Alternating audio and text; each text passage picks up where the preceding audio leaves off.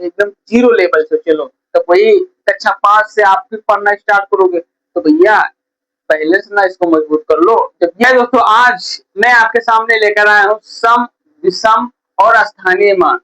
ठीक है, यही छोटे छोटे चीजें हमको बड़े लेवल पे लेके जाएंगे। ठीक है, जब तक आपको सम और विषम संख्या नहीं आएगा और स्थानीय मान निकालना नहीं आएगा, तब तक आप बड़े लेवल पे नहीं पहुंच पाओगे। तो आज हम आपके सामने ठीक है लेकर आए हैं सम और विषम और स्थानीय मान कैसे निकालें। ठीक है, आज हम ये वीडियो बताएंगे, इसके बाद में धीरे धीरे हम मैथ का लेवल बढ़ाते जाएंगे। ठीक है, तो भैया सबसे पहले हम देखेंगे सम और विषम। ठीक है, सम संख्या किसे कहते हैं और विषम संख्या किसे कहते हैं, इसके बाद में हम स्थानीय मान निकालेंगे। ठीक है, तो आइए सबसे पहले हम सम देखते हैं। सम संख्या जैसे सम संख्या उसे कहते हैं, ठीक है, जो 2 से या 4 से या 8 से या 16 से जो भी संख्या हो, जिसे आप जो संख्या यहाँ पे रखो, मान लो हम यहाँ पे 14 रखते हैं। ठीक है, यहाँ पे हमने संख्या 14 लिख दिया। अब सम संख्या उसे कहते हैं ऐसी संख्या से मतलब इसको गुणा करो, भाग करो या विभाजित करो जो 14 एकदम कट जाए। ठीक है, 14 क्या है कट जाए, शेषफल कुछ ना बचे, तो उसे हम क्या कहते हैं भैया, उसे हम सम संख्या कहते हैं। अब हम यहाँ से अगर काट दें 2 से, 2 एकम 2, 2 सत्ते 14। ठीक है, 2 एकम 2, 2 सत्ते 14, 2 का पहाड़ा हम पढ़े 7 बार, तो 7 बार में मेरा 14 कट गया, कोई मतलब शेषफल नहीं बचा, बस वही विषम संख्या है। ठीक है, बस हम उसी को हम विषम संख्या कहते हैं। ठीक है, अब जैसे यहाँ पे हम लिखते हैं 13। ठीक है, अब 13 को ऐसी संख्या से विभाजित करो कि अगर 13 कट जा रहा है तब तो भैया ये सम संख्या है, अगर नहीं कट रहा है तो विषम संख्या है, मतलब 1 अगर बच जाएगा तो विषम संख्या है। चलो हम 2 से विभाजित करते हैं, 2 छंगे 12, 12 यहाँ पे 13 है, 1 बच गया मेरा, 2 से काटे हुए ना, तो 1 मेरा शेष बच गया। 2 छंगे 12, तो क्या होगा भैया 1 बच जाएगा। ऐसे नहीं समझ में आएगा, ऐसे कर देते हैं, 13 भागे करो, ठीक है 2 से, 2 छंग 12, अगर हम यहाँ से करेंगे ऐसे तो 1 बच जाएगा, तो मतलब ये एक विषम हो गया।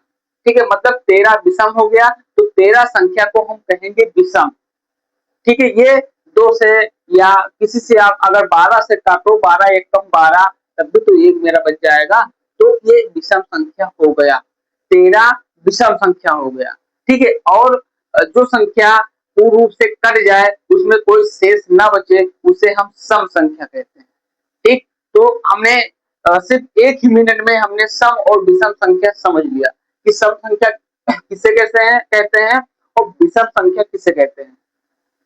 सम संख्या उसे कहते हैं कहते हैं जो संख्या अगर लिखा है, मान लो यहाँ पे 80 लिखा है, तो 80 ऐसे संख्या से काटो कि 80 में कोई शेषफल ना बचे, पूरा पूरा विभाजित हो जाए, तो उसे हम सम संख्या कहते हैं। मान लो अगर 80 में कोई भी चीज संख्या बच जाए, तो अगर जब बच जाएगा तो उसे हम विषम संख्या कहेंगे।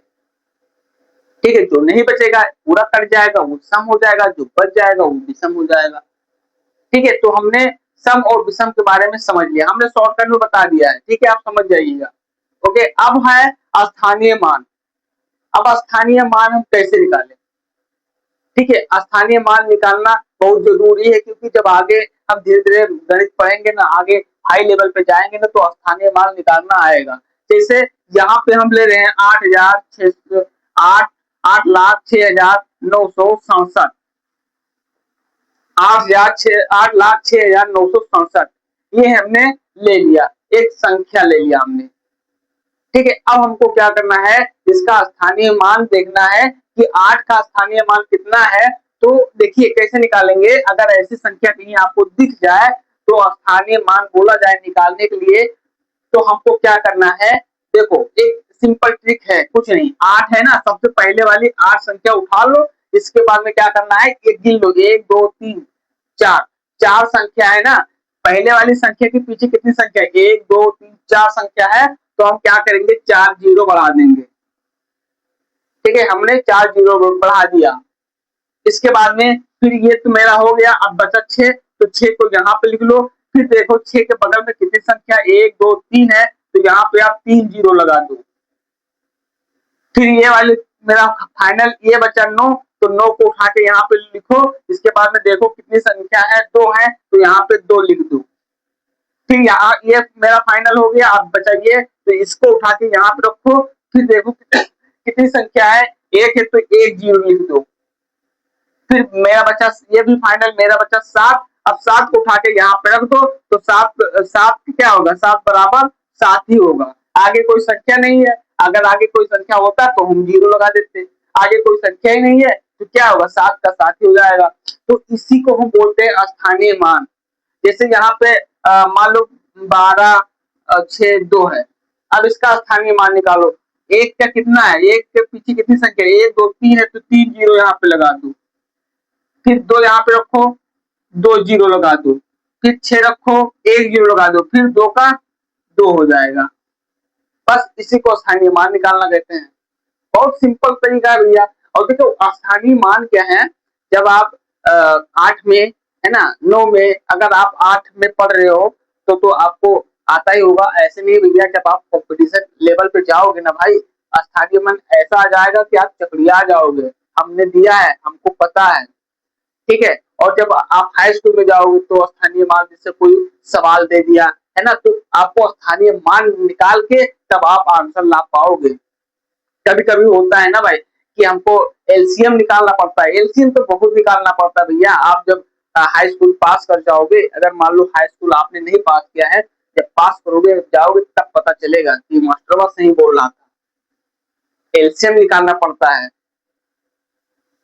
ठीक है। तो भैया ये ऐसे स्थानीय मान ऐसे निकाला जाता है। और सम संख्या और विषम संख्या हमने बता दिया। सम संख्या उसे कहते हैं जो मतलब पूर्ण संख्या विभाजित हो जाए। मान लो एक मिनिमम एक संख्या हम लेते हैं, मान लो यहाँ पे हम ले लिए 2,250 ले लिए, ठीक है। अब हम ऐसी संख्या से इसको काटेंगे 250 को कि पूरी पूरी संख्या 250 कट जाए, कोई शेष ना बचे, तो उसे हम क्या कहेंगे, सम संख्या कहेंगे। और अगर ऐसी संख्या से काटें कि 250 में से अगर 1 2 4 6 8 कुछ भी बच जाता है, तो वो हो जाता है विषम संख्या। जो बच जाएगा उसी को हम विषम कहते हैं, और जो पूरा विभाजित हो जाए तो उसे हम सम कहते हैं, ठीक है। तो भैया ये चीज हमने बता दिया। और ये मत सोचना कि ये यार बड़ा इजी है, ये ना बकवास है। बकवास भैया एक बार बताएं, जो सबसे सीधा होता है ना वही तो सबसे कड़वा होता है। ये चीज आप याद रखना, ठीक है। ये कोई छोटा सवाल नहीं है, ये जड़ है। जब तक आपकी जड़ नहीं मजबूत होगा, आप सवाल नहीं लगा सकते हो। जब जड़िए ना मजबूत रही है तो पलेवा कहाँ से ही रही है, समझ गए।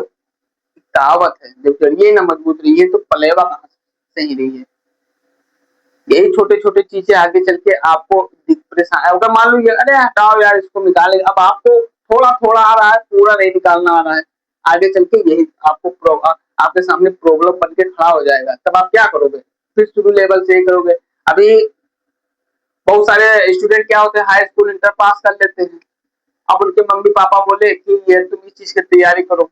अब वो इलाहाबाद लखनऊ दिल्ली निकल लिए, ठीक है। अब वहां पे पहुंचे तो देखे अब उनका वहाँ बहुत सारे ऐसे लड़के हैं, बहुत टैलेंटेड लड़के हैं, 10-10 साल से 5-5 साल से तैयारी कर रहे हैं। अब वो उनके सामने आप तो जीरो रहोगे,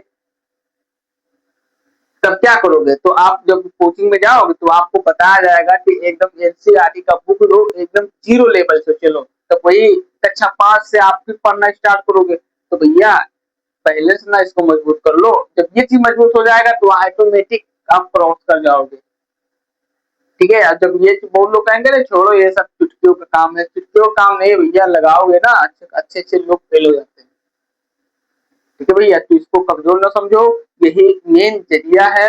जब ये चीज हमको क्लियर होगा तो धीरे धीरे हम आगे बढ़ेंगे। तो भैया आज की वीडियो में बस इतना ही।